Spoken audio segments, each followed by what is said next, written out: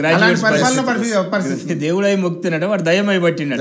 ఇప్పుడు ఒకటి ఏంటంటే వీళ్ళు ఫస్ట్ ఏడ విఫలమయ్యారంటే అసలు టెట్ నిర్వహించాలా వద్దా అనేది అధికారులకు ముఖ్యమంత్రి గారికి దాంట్లో లోపం జరిగింది.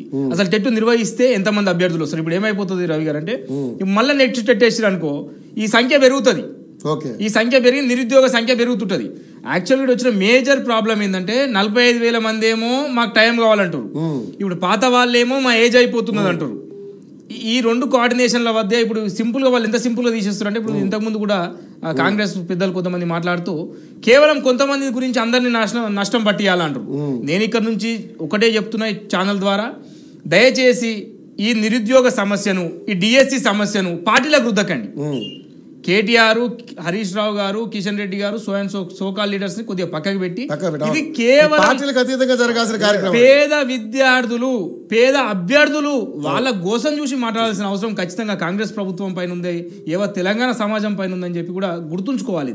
ఒకసారి మరి వేరే కాల్ వచ్చింది. చెప్పండి మేడం, ఎక్కడి నుంచి మాట్లాడుతున్నారు మీరు? Good afternoon sir. చెప్పండి. డిస్ట్రిక్ట్ నుంచి చెప్పండి. మాట్లాడుతున్నాను సార్. చెప్పండి సార్. యాక్చువల్లీ టెట్ పెట్టడం వల్ల లాభమే అయింది సార్, నష్టం ఏం కాలేదు. ఎందుకంటే నాలాగా బిఎడ్ చేసిన వాళ్ళు 50,000 మంది ఉన్నారు సార్. అయితే నేను డిఎడ్ కంప్లీట్ అయిపోయింది, టెట్ క్వాలిఫైడ్ అయ్యాను. కానీ బిఎడ్ మొన్న కండక్ట్ చేసిన టెట్ లో మొన్ననే క్వాలిఫై అయినాను సార్. సో ఆ హెచ్జిటి సిలబస్ వేరు, ఈ ఎస్ఏ సిలబస్ వేరు. ఈ ఎస్ఏ టెట్ లో మాది బయో సైన్స్ సార్, మేము మ్యాథ్స్ కూడా చదవాల్సి ఉంటది. మా బైపీసీ వాళ్ళకు రియల్ గా చెప్తున్నా సార్, మ్యాథ్స్ చేయనికి రాదు సార్.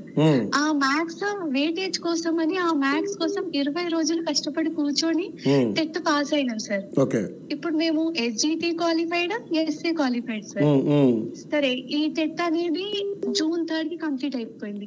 June 3 నుంచి మళ్ళీ హాస్టల్ వెల్ఫేర్ వచ్చింది సార్, అది 29th కి కంప్లీట్ అయిపోయింది. మళ్ళీ డిఓ ఎగ్జామ్ రాశారు కొంతమంది పిల్లలు. సీటెట్ ఈ 7th కి రాశారు సార్, July 7th కి. అట్లా ఈ ఎగ్జామ్స్ రావడం వల్ల డిఎస్సి కి క్లాషెస్ వచ్చేసినాయి. నేను సీనియర్ అభ్యర్థిని సార్. ఇప్పుడు ఏంటంటే లాస్ట్ టైం హాఫ్ మార్క్ తో పోయిన వాళ్ళు కూడా ఉంటారు. ఇప్పుడు ఈ హాస్టల్ వార్డెన్ రావడం వల్ల కొంచెం దానికి టైం అనేది పోయింది. కొంతమంది అభ్యర్థులు ఏమంటున్నారంటే, అభ్యర్థులు ఎందుకు సార్, మా ఇంట్లోనే సార్, మా అమ్మ ఒక టీచర్ సార్, గవర్నమెంట్ టీచర్, నువ్వు స్కూల్ టెక్స్ట్ బుక్సే కదా అమ్మా, నువ్వు రాయనికి ఇంకొన్ని నెలలు అడుగుతున్నావు అనేసి అంటున్నారు. మధ్యలో Group 1 ఎగ్జామ్ రాసినాం, డిఓ ఎగ్జామ్ రాసినాం, హెచ్డబ్ల్యూఓ ఎగ్జామ్స్ రాసినాం. అది కూడా చదివినాం సార్, ఇది కూడా చదివినాం. కాకపోతే రివిజన్ కి కొంచెం మర్చిపోయినట్టు అయింది అంతే మాకు. సో కొంచెం సమయం ఇవ్వండి అంటున్నాము. కొంతమంది పిల్లలు 30 రోజులు, 40 రోజులు, 90 రోజులు అంటున్నారు. మేము అడిగింది కాదు సార్, రేవంత్ రెడ్డి సార్ కి ఎంత వీలైందో అంత ఇవ్వండి అని చెప్తున్నాము. రీజనబుల్ గా మీరు మీ కోరికలో న్యాయం ఉంది, రీజనబుల్ గా అడుగుతున్నారు, ధర్మం ఉంది. సో అది దాని మీద అవును, నిజంగానే. ఇప్పుడు మనమే గుంతమ కోరికలు కాదు, మాకు 6 నెలలు కావాలి లేదా 5 నెలలు కావాలి పర్టికులర్ గా మనం అడగట్లేదు. మానవతా దృక్పథంతో ఆలోచించి కొంచెం సమయం అంటున్నా గవర్నమెంట్ అంతే. రేవంత్ రెడ్డి సార్ కూడా అర్థం చేసుకుంటారు సార్, కానీ మధ్యలో ఉన్న వ్యక్తులు సార్ ని డిమోటివేట్ చేస్తున్నారు సార్. అవునమ్మా, ఒక్క 1 month ఇవ్వడం వల్ల సరే డిసెంబర్ వరకు అయితే కొత్త బ్యాచ్ వస్తుంది, మళ్ళీ టెట్ ప్రాబ్లమ్స్ ఉంటాయి. సార్ కి అనుగుణంగా ఆగస్ట్ ఎండింగ్ లో అయినా సెప్టెంబర్ లో అయినా కండక్ట్ చేయమని చెప్పండి సార్. ఆన్లైన్ కాకపోయినా ఆఫ్లైన్ రాయడానికి కూడా మేము సిద్ధంగా ఉన్నాం సార్. చాలా మంది గ్రూప్స్ లో సూసైడ్ చేసుకుంటామని చెప్తున్నారు. నిన్న హాల్ టికెట్స్ కూడా మీ యోయో ఛానల్ కి నిన్న పంపించడం జరిగింది సార్. ఒకసారి చూడమని చెప్పండి సార్. చదివినాం సార్, చదవలేదని చెప్పలేదు సార్. అమ్మా మీరు బాధపడకండి, మీరు అలా ఏడుస్తుంటే ఇందాక అన్నట్టుగా తెలంగాణ ఆడపడుచుల కన్నీళ్లు ఈ ప్రభుత్వానికి అంత మంచిది కాదు అనేది అందరూ కూడా మాట్లాడుతూ ఉన్నారు. నిజంగా మీరు అట్లా ఏడవకండి, నాకు లైవ్ లో బాధ అనిపిస్తుంది.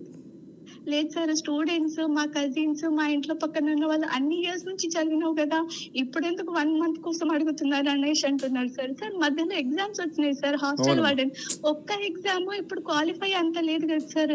3 lakhs మెంబర్స్ కి కాంపిటీషన్ కి హాఫ్ మార్క్ లో పోతుంది.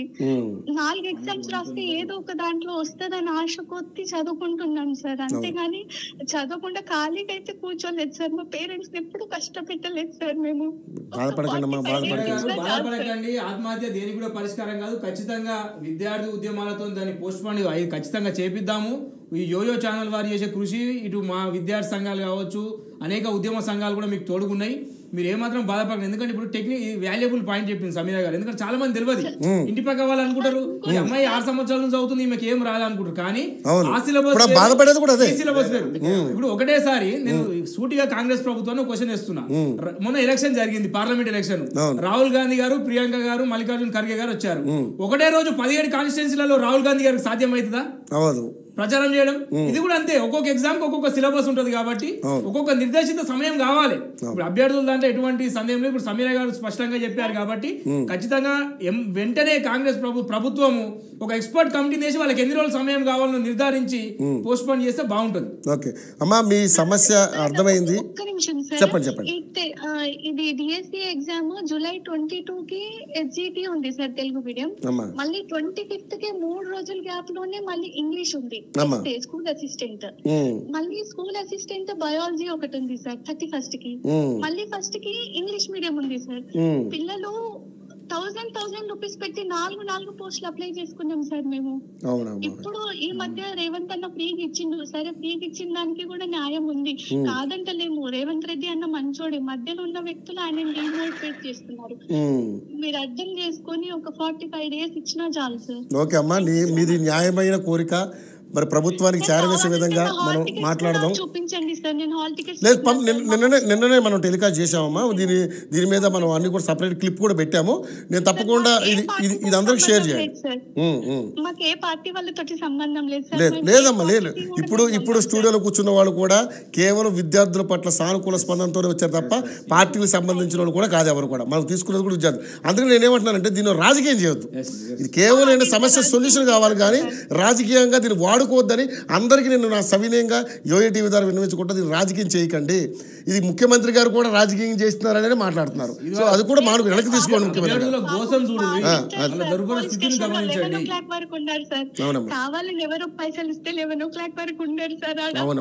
అమ్మాయి పోలీస్ స్టేషన్ లో ఉందంటే రేపు అమ్మాయికి మ్యాచెస్ వస్తాయో రావో సార్ ఎన్ని రకాలుగా చెప్తారు. ఆమె లైవ్ లో కనిపిస్తే కావాలని ఎవరు ఎందుకు కూర్చుంటారు సార్ 11 o'clock వరకు? 11 ఏంటమ్మా, 12, 1 గంట మేము అక్కడే ఉన్నాం.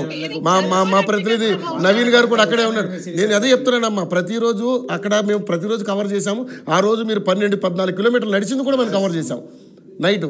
మీరు ఆవేదన చెందకండి. దీన్ని కంపల్సరీ మనం ప్రభుత్వం దృష్టికి తీసుకెళ్దాం. థ్యాంక్ యూ అమ్మా, thank you so much. Yeah, so ఒక్కొక్కరి బాధలు వింటుంటే అసలు ఎంత బాధ అంటే ఆ రోజు వాష్రూమ్ పోదామంటే కూడా సమయం దొరకక చాలా ఇబ్బందులు పడి, అసలు చెప్పండి ఒక దుర్భర స్థితి అంటారు కదా, ఏదో యుద్ధం వచ్చి మొన్న ఇరాన్ ఇజ్రాయెల్ అయినట్టు ఆ పరిస్థితులు అయినట్టు అయింది. ఇప్పుడు పోలీస్ కవాతు చేస్తారని కూడా యూనివర్సిటీలో మనం వద్దనే కదా. పోలీస్ కవాత్ అంటే ఎంత తప్పు అది. ఇప్పుడు నువ్వు మాట్లాడు, ఒక ఎక్స్పర్ట్ కమిటీ కొట్టడము, పోలీస్ స్వాతి అనే అమ్మాయిని తీసుకొని డివైడర్ గుద్దారు. అసలు ఎంతవరకు కరెక్ట్? జర్నలిస్ట్ కొడతారా ఏమన్నా?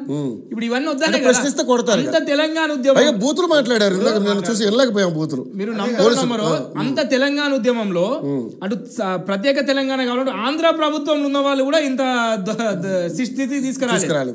అంత జర్నలిస్ట్ కొట్టడము. ఇంకో కాల్ లైన్ ఉన్నారు. ఏమండి చెప్పండి, మీ ఎక్కడి నుంచి మాట్లాడుతున్నారు? హలో సార్ చెప్పండి, ఎక్కడి నుంచి మాట్లాడుతున్నారు? సార్ నమస్తే సార్. నమస్తే అండి, చెప్పండి మీ పేరు? సార్ నా పేరు రమేష్ సార్, మహబూబ్ నగర్ డిస్ట్రిక్ట్. చెప్పండి సార్, మీకేంటండి ఏ సమస్య ఏంటంటే గ్రూప్స్ అంటే ఇప్పుడు డిఎస్సి వాయిదా వేయాలా లేకపోతే ఏంటి, మీరు దేనికి ప్రిపేర్ అవుతున్నారు? సార్ నేను అన్నిటికీ ప్రిపేర్ అవుతున్నా సార్. అంటే ఇప్పుడు మన తెలంగాణ రాష్ట్రంలో డిగ్రీ చేసిన బీడీ చేసిన అభ్యర్థి తెలంగాణ రాష్ట్రంలో ఇంటికి ప్రతి ఒక్కరు కూడా ఖచ్చితంగా ఏదో ఒక ఎగ్జామ్ రాసుకోవచ్చు కదా. అవును, రాసుకుంటే ఏమేమంటే మనకి ఈ డిఎస్సీని పోస్ట్ పోన్ చేయాలని మేము ఇన్ని రోజుల నుంచి కష్టపడి ధర్నాలు చేస్తుంటే ఇందాక ఒక న్యూస్ చూసాను సార్. మన మినిస్టర్ పొన్నం ప్రభాకర్ సార్ మాట్లాడుతున్నాడు, ఈ బీఆర్ఎస్ ట్రాప్ లో పడేది, బీఆర్ఎస్ ట్రాప్ లో ఇప్పుడు ఇందాక సార్, ఇప్పుడు జస్ట్ ఇంతకు ముందు పొన్నం ప్రభాకర్ మినిస్టర్ గారు మాట్లాడుతున్నారు బీఆర్ఎస్ ట్రాప్ లో పడ్డారని. బీఆర్ఎస్ ట్రాప్ లో పడకండి, మేము న్యాయం చేస్తా అంటున్నారు. సరే, మేము స్వచ్ఛందంగా ఇంత కష్టపడి ఇంత రాష్ట్రాన్ని ఇంత దూరం నడుచుకుంటూ వెళ్ళి ఎవరి సపోర్ట్ లేకుండా ఆ రోజు బీఆర్ఎస్ ప్రభుత్వం కూడా సార్, బీఆర్ఎస్ ప్రభుత్వంలో వ్యక్తులు ఆ రోజు గేట్ బయట ఉంటే ఆ వీడియో క్లిప్ కూడా ఉంది సార్. ఓకే, ఆ బీఆర్ఎస్ వాళ్ళు వచ్చినప్పుడు కూడా మేము go back BRS, go back BRS అవును, ఆ నినాదాలు చేశారు, విజువల్స్ కూడా ఉన్నాయి మన దగ్గర. అవును, మేము రానియలేదు సార్. ముఖ్యంగా మాకు చదువుకోవడానికి సమయం ఇవ్వండి అని అంటే ప్రతి ఒక్కరు, ఇప్పుడు చిన్న ఎగ్జాంపుల్ చెప్తున్నాను సార్. ఇప్పుడు ఒక నలుగురు కలిసి ఒక దొంగతనం చేసి అందరూ ఏదో ఒకటే మాట మాట్లాడతాం సార్. అంటే ఇప్పుడు ఎమ్మెల్సీ బల్మూరి వెంకటరెడ్డి నుండి ముఖ్యమంత్రి మన రేవంత్ రెడ్డి సార్ వరకు అందరూ ఏదో ప్రిపేర్ అయ్యి మాట్లాడుతున్నట్టు అందరూ ఒకే విధంగా మీరు బ్యాలెట్ షాప్ లో పడ్డారు, షాప్ లో పడ్డారు, ఎవరు పడ్డారు సార్? ఇన్ని ఛానల్స్ కవర్ చేస్తున్నాయి, ఇన్ని చేస్తున్నాయి. అసలు ఎవరైనా వచ్చినా సార్ మా దగ్గరికి? మేము రానివ్వట్లేదు సార్, మేము అసలు రానివ్వట్లేదు. ఎందుకంటే మీరు చేసిన పనికి మా భవిష్యత్తు పోయింది, చాలా ఏజ్ అవుతుంది, టైం కూడా అయిపోతుంది అని ఆ భయంతో సార్ ఆడపిల్లలు కూడా అన్న వద్దన్నా ప్లీజ్ అన్న చెప్పండి. ఆ ఉద్యమంలో నేను కూడా ఉన్నా సార్. అక్కడ నన్ను కూడా అరెస్ట్ చేసిరు, గుంజుకోపోయారు, ఇష్టం వచ్చిన గుంజుకోపోయారు. సరే అదంతా అయిపోయింది. ఇంత కష్టపడడానికి మాకు మేము ఏమడుతున్నాం సార్, చదువుకోవడానికి సమయం ఏమైంది సార్? 45 రోజులు సార్. నేను మొన్న రీసెంట్ గా గ్రూప్ 1 క్వాలిఫై అయినా సార్. గ్రూప్ 1 కూడా క్వాలిఫై అయినా, డిఎస్సి కూడా ఉంది సార్. డిఎస్సి ఉంది, అన్ని ఎగ్జామ్స్ ఉన్నాయి సార్.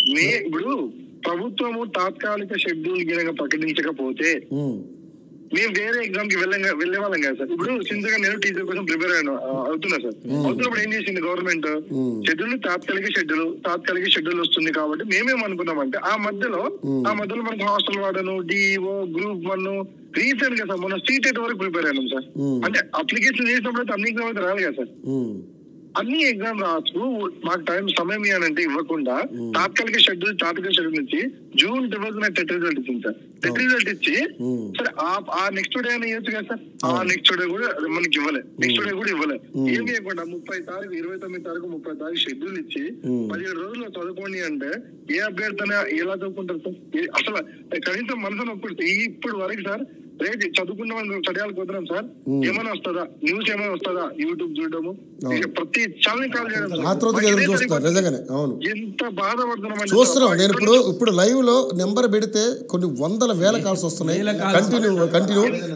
ఇప్పుడు నా ఫోన్ కే కాకుండా ఇక్కడున్న వాళ్ళకు కూడా వస్తున్నాయి సార్.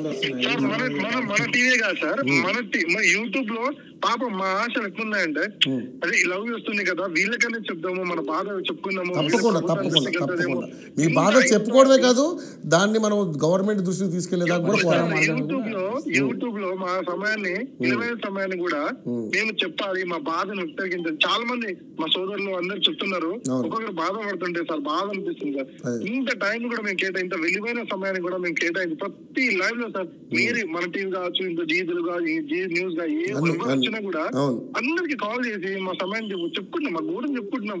ప్రభుత్వానికి ఏమైంది సార్? మేము ఎన్నుకున్న ప్రభుత్వము అందరూ అంటారు. మళ్ళీ బ్రహ్మదేవి ఒక మాట మాట్లాడుతుంది సార్, మీ పోస్ట్ పోన్ చేయాలా ఇవ్వకూడదా అంటే ఆయన చేతిలో ఉన్నట్టు ముఖ్యమంత్రి స్థాయిలో ఉన్నట్టు మాట్లాడుతున్నాను సార్. ఇవ్వాలా వద్దా అసలు ఏంటి? అసలు ఆయనకంతా ఎక్కడి నుంచి వచ్చింది సార్? నాకు అర్థం కాలేదు సార్. పిఐ సబ్జెక్ట్ లో పిఐ అని చెప్పాను సార్. ఇంకోటి ఈ నలుగురు ఒక కంచు బ్యాచ్ ఉంది సార్. సార్ వీళ్ళందరూ కంచు బ్యాచ్, పిల్లలందరూ పెట్టిన పేరు సార్ అది కంచు బ్యాచ్. వీళ్ళకి ఏంటి సార్ ఒక్క సబ్జెక్ట్ కనీసం ఆ పిఐ సబ్జెక్ట్ చదవడానికి ఎంత సమయం తీసుకుంటుందో వాళ్ళు నలుగురు లేకపోతే సార్ మేము ఇంత కష్టపడుతున్నాం కదా, వాళ్ళకి తెలియదు కదా. ఈ 45 ఎందుకు పడుతుంది సార్? మాకు సమయాన్ని ఇవ్వండి, చదువుకుంటాము. ఏమనంటే ఇప్పుడు కొత్తగా సార్ బల్మూరి వెంకటేశ్వర నాకు మాట్లాడుతుంది సార్. ఇప్పుడు ఒక నెల పోస్ట్ పోన్ అయితేనంటే మళ్ళీ కొత్త పిల్లలు ఆడతారు సార్. అకాడమిక్ ఇయర్ మనకు 1 year ఉంటుందా, 1 month ఉంటుందా సార్? అంటే ఇప్పుడు మొన్న టెట్ రాసినాం కాబట్టి పిల్లలు ఆల్మోస్ట్ మొన్న టెట్ రాసింది అయిపోయింది. ఆయన దాన్ని పెట్టుకొని రాజకీయ కోణాలు ముందర పెట్టుకొని మళ్ళీ ఇప్పుడు 1 month పోస్ట్